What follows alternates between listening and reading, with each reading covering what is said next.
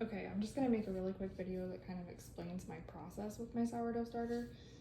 This one I started, I think at the beginning of the year, so it's several months old. It is a champ. It does a really great job for me. I keep it in a glass jar all the time, and then I keep a lid on it, but I don't seal it up as tight as I can because when this thing does rise, it can get kind of pressurized in there, and I've had it overflow before too. So you kind of just loosely, you just want to let it breathe a little bit sometimes. And I keep a rubber band in my jar just to see how far it has risen. If it doubles in size and it's all bubbly and stuff, that means it's ready to use. You can see right here that yesterday when I fed it, it rose up and then it came back down. So that means it's ready to be fed again. So I don't really measure my stuff out. I kind of just feel it out. Some people, they have like ratios, like 1 to 1, 1 to 2. They'll measure it and like even weigh it on a scale. I don't do that, but you just got to do what works for you. Every starter is a little bit different. It kind of depends on the flour that you use. I use this high quality flour, the King Arthur stuff. It's a little more expensive, but you know that it's a good product. And I use the all-purpose, the AP flour, for feeding it.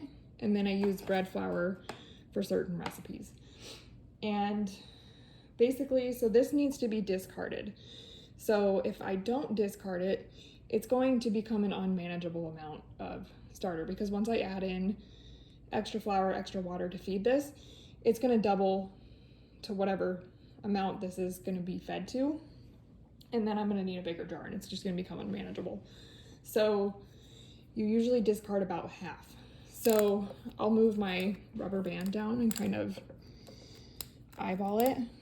I'm actually going to be giving away some of my discard so that other people can have sourdough in their home without having to worry about doing their own starter. So I'm gonna pour this into a jar. You can use the discard for a lot of really cool things. I've used it for like tortillas and different recipes. Pinterest is a great place to find all those recipes. And sometimes I just scoop in the trash and it kind of breaks your heart, but sometimes you gotta do what you gotta do. You don't always have time to stand around and bake in your kitchen. So I'm just going to discard about half.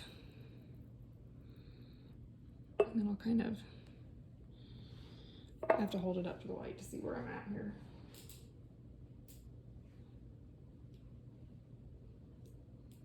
Okay. Yeah, that's a pretty good amount. So then what I'm gonna do is I'm gonna feed this one and then somebody else will have their own starter.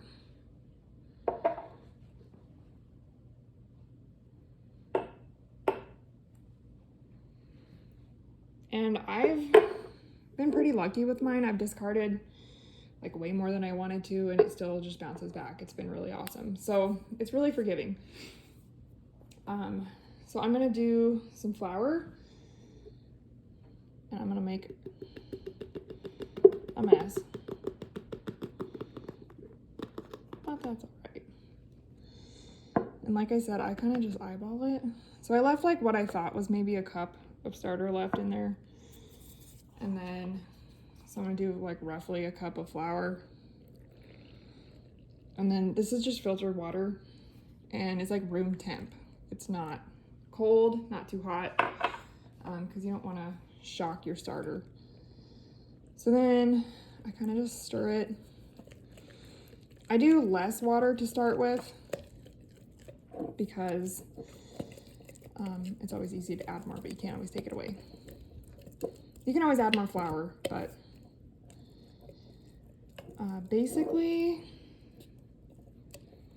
so this is still a little thick. It needs some extra water.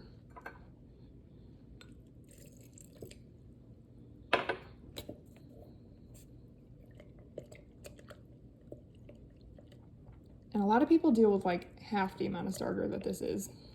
When I bake, I usually set aside the time to do extra loaves so I can give them away. I can freeze them.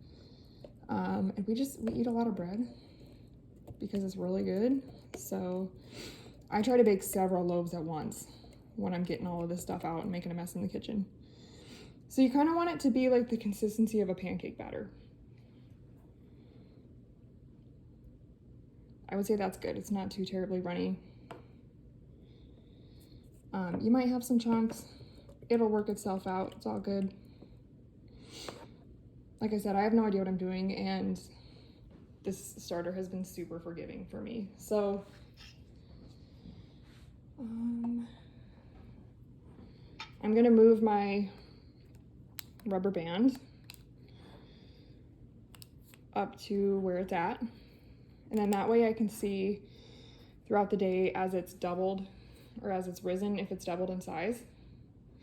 And then when it's bubbly, it's ready to use. And then when you put it in, like, there's a good way to test it. When you put it in water, if you just take like a little bit out and put it in some water, if it floats, that means it's ready to use. So that's kind of one rule of thumb. But yeah, basically I'll just take this, and every like 2 times, so probably like once a week or so, I will feed this into a new jar, like a brand new clean one. And then it doesn't have to be brand new, but you want it to be clean. And yeah, so I'll just leave this on the counter, and I keep my house at like 70 degrees. Sourdough starter really likes warmth, so if it's too cold, it's not going to rise very well.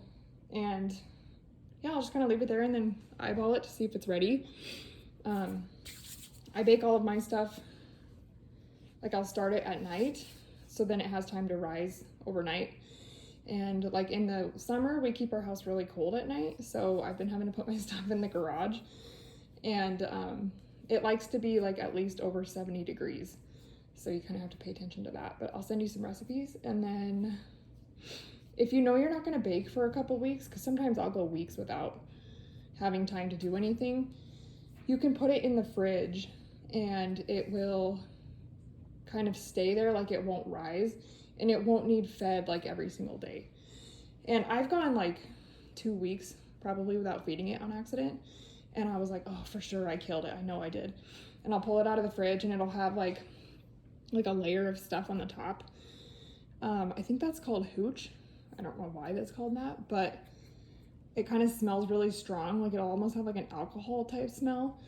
You stir that in and then discard like half and just feed it, and it'll take a few feedings to get back to normal sometimes. But yeah, there's been several times that I'm like, oh man, I did it now. I really forgot about it and didn't feed it. It's gonna be dead, and it comes right back. So yeah, if you're gonna keep it on the counter at room temp, you'll probably have to feed it like every day. So yeah, if you have any questions, just let me know.